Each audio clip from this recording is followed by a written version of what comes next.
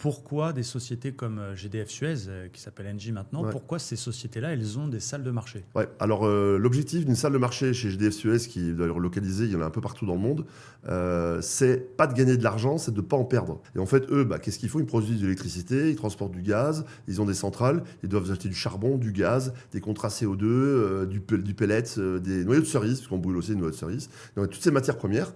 Et ils ont des monnaies en euros, en dollars, en GBP, etc., un peu partout dans le monde. Et bon, ils achètent des matières premières, par exemple, en dollars ou en GBP, peu importe. Ils consomment en Europe en euros. Donc déjà, ils ont un problème de change FX.